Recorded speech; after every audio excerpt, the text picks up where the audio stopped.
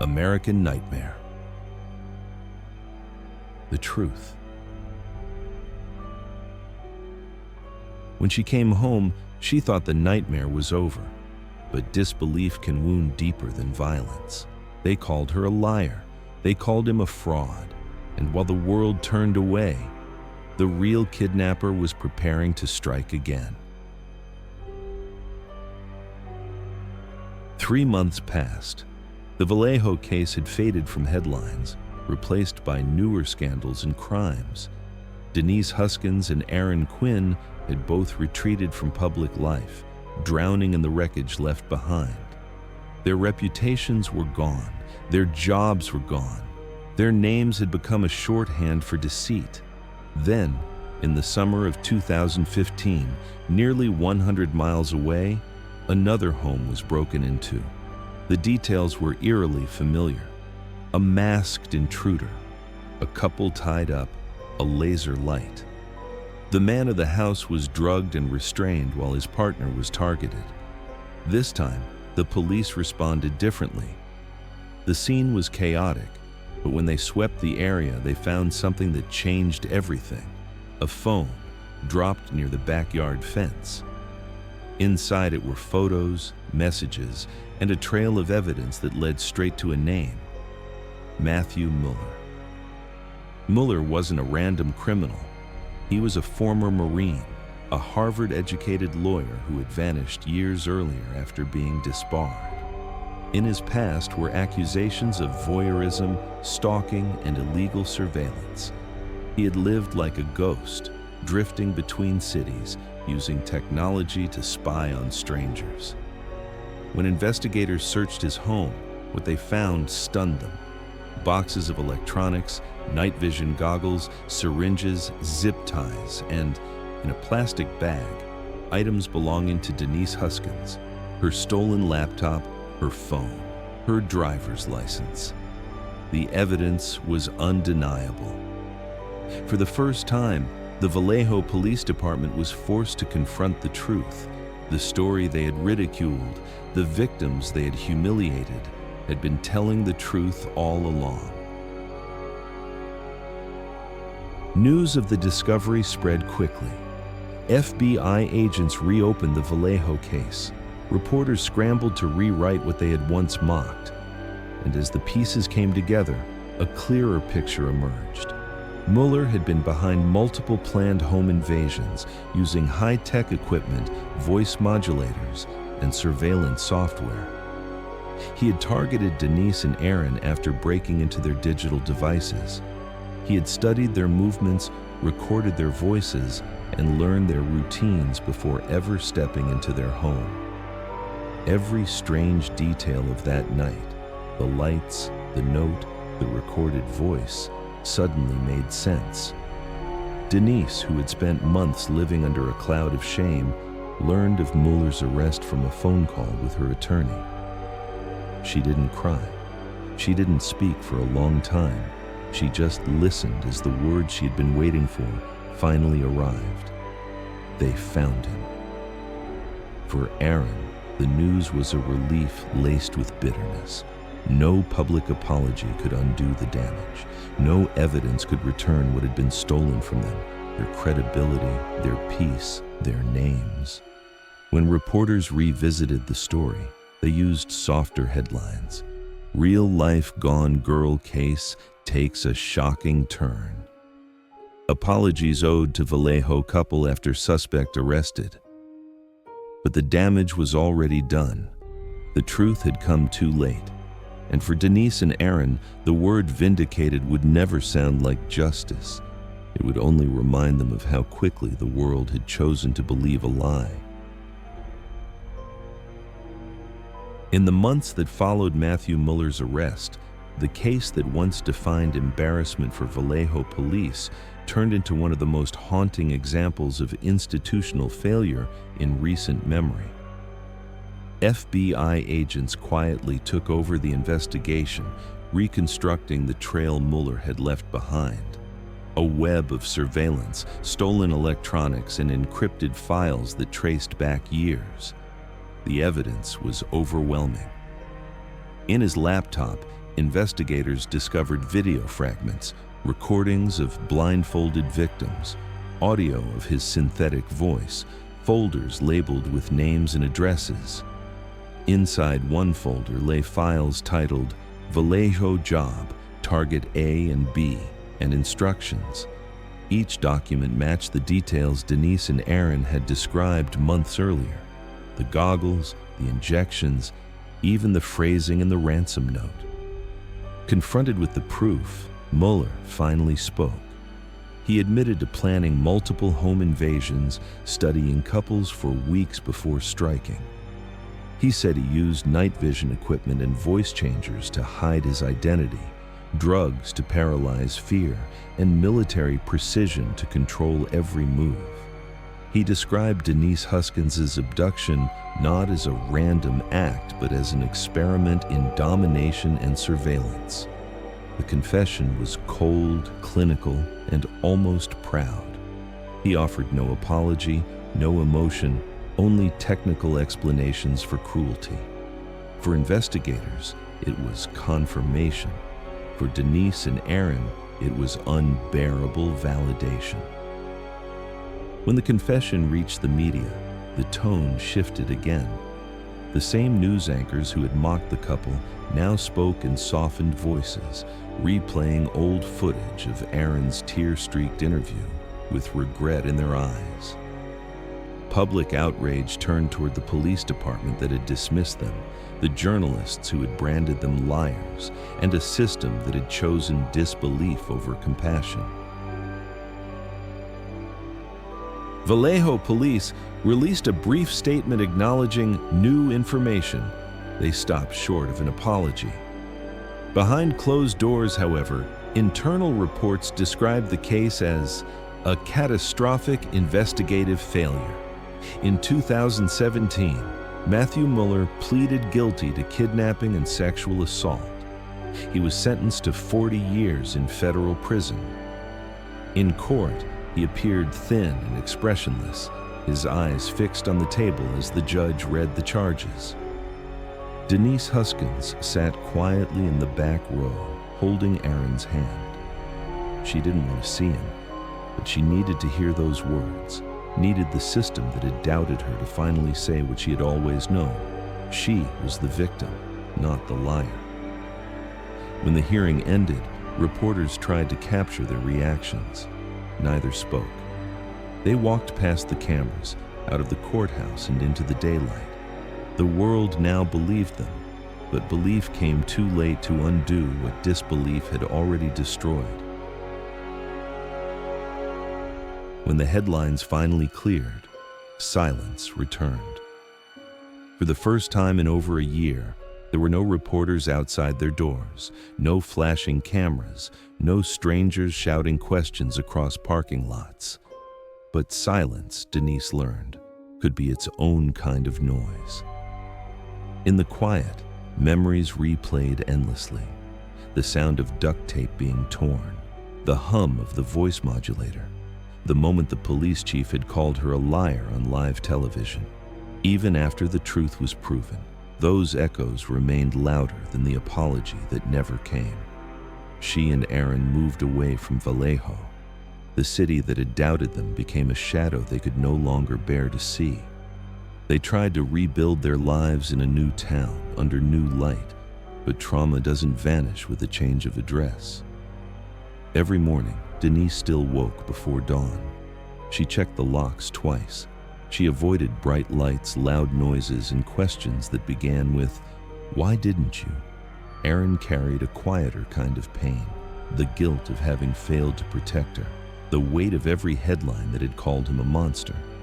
He had spent months trying to clear his name, yet even vindicated, he felt erased. When people looked at them now, they didn't see victims. They saw that couple from the Gone Girl case. The police department offered a muted acknowledgement of error. There was no press conference, no personal apology, just a single-page statement buried between other news. "We regret that our assessment of the situation may have caused additional distress. No names, no responsibility." Denise and Aaron filed a civil lawsuit. It wasn't about money. It was about the record, the official story that had painted them as criminals. In depositions, officers struggled to explain why they hadn't believed them. Some admitted to bias, others to exhaustion, but most simply said they had trusted their instincts. Those instincts had almost destroyed 2 innocent lives. Outside the legal process, the world had already moved on. The same talk shows that once debated their guilt now ignored their vindication. In a culture that devours scandal and forgets resolution, truth rarely travels as far as rumor. In private moments, Denise began writing. Not a statement, not an interview, but a story. She wrote about fear, about disbelief, about the violence of being silenced. She wrote because speaking had once been her undoing, and now it was the only way to reclaim her voice. Aaron read her words in quiet admiration. For the first time since that night, he saw her strength unshaken, not the victim the media had created, but the woman who had survived them all. Their lives would never return to what they were before. But beneath the grief, something fragile endured, the belief that truth, even delayed, still mattered. And in that fragile belief, the first trace of peace began to form. The day their lawsuit was filed, the courthouse steps were almost empty. There were no microphones, no live broadcasts, no crowds waiting for comment. The world that had once devoured their story had already moved on, chasing new scandals. But for Denise Huskins and Aaron Quinn, this day was not about attention. It was about reclaiming what had been taken from them, their names. Their civil suit named the Vallejo Police Department, its former chief, and the detectives who had dismissed their case as fiction. The complaint was straightforward: defamation, negligence, emotional distress. It demanded accountability, not revenge. For years, they had been the faces of disbelief. Now they wanted their story to be heard in the same language that had once condemned them, the language of official record. In court filings, the city's lawyers defended the police, arguing that the officers had acted within reasonable judgment based on available evidence.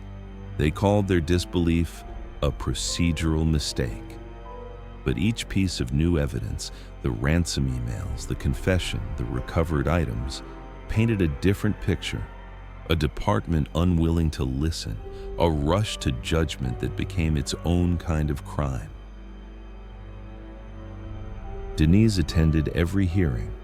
She sat quietly in the same posture she had during Muller's sentencing, still, composed, but unyielding. Reporters who did show up noted how calm she seemed, as though the chaos had finally burned itself out. But beneath the calm was a woman who had learned the cost of truth in a world that prefers its lies neatly packaged. In 2018, the city of Vallejo reached a settlement. It was large enough to make headlines for a day, $2.5 million, but not large enough to erase the damage. The check was printed, the documents signed, and the story closed in the eyes of the law. Denise and Aaron didn't celebrate. They walked out of the courthouse hand in hand, past the cameras that had once followed them everywhere. No statement, no sound bite, just quiet. Because what they had fought for wasn't money. It was acknowledgement, a single unspoken truth. We were never the villains. Months later, a new chief of police issued a public apology. It came not at a press conference, but in a short letter posted online. He called the case a reminder that skepticism must never come before compassion. It was too little, too late, but it was finally said. Denise and Aaron framed that letter and placed it on a shelf beside a single photo. The two of them standing on the beach at sunset, the ocean calm behind them. No headlines, no interviews, just the sound of waves, The same sound Denise had heard when she was taken, now returned to her as peace. Years later, the house in Vallejo still stood. The windows had been replaced, the yard repainted, the walls washed of fingerprint powder.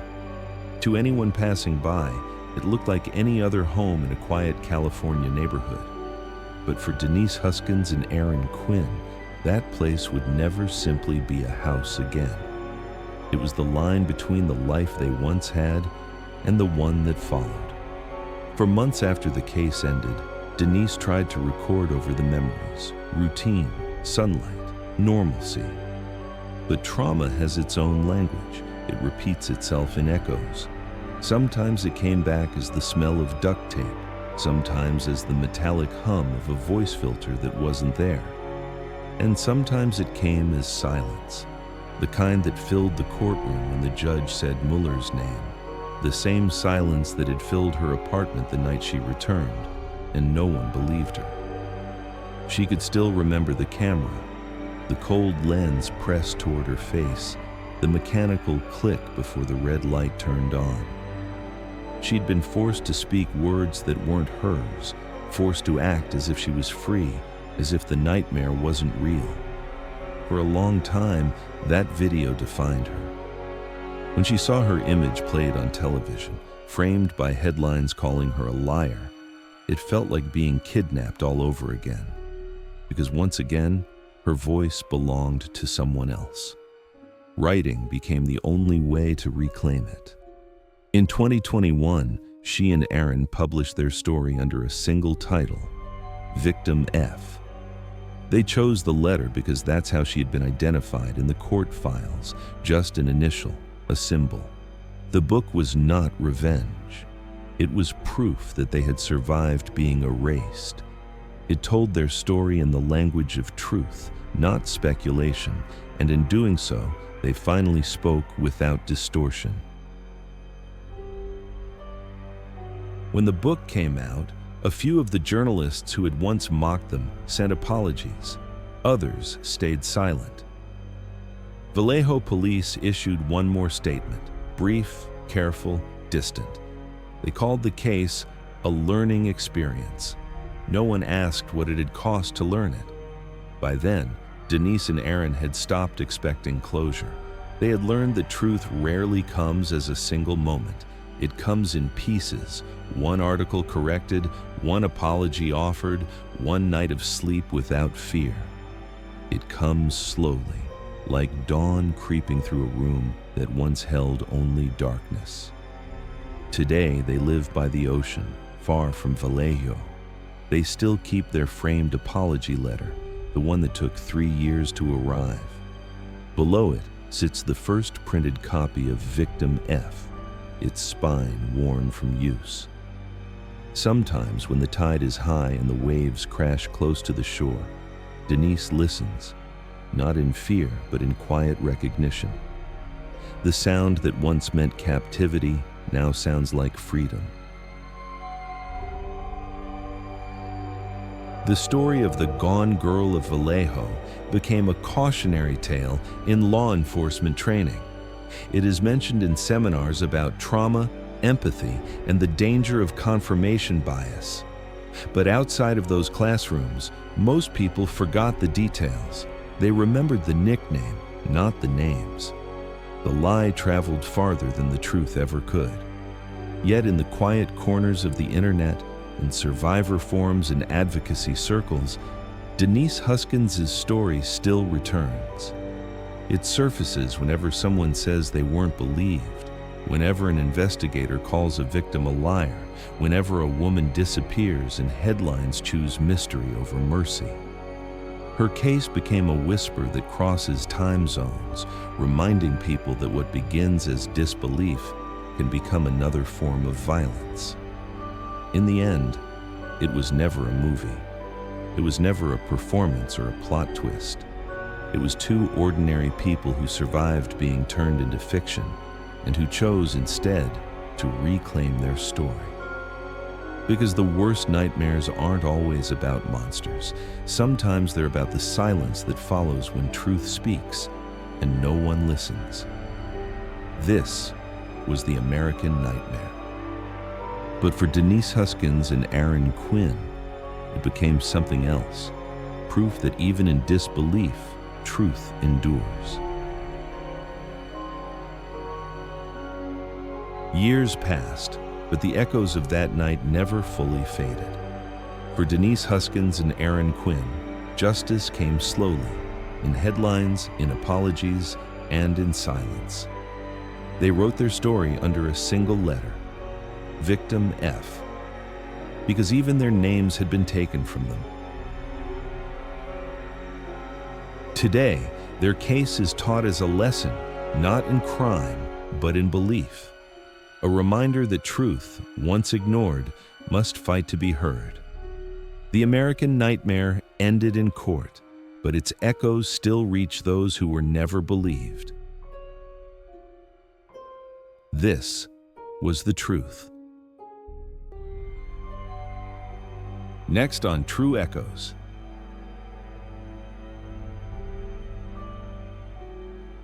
She thought she'd given her baby a better life. Decades later, a phone call shattered that illusion.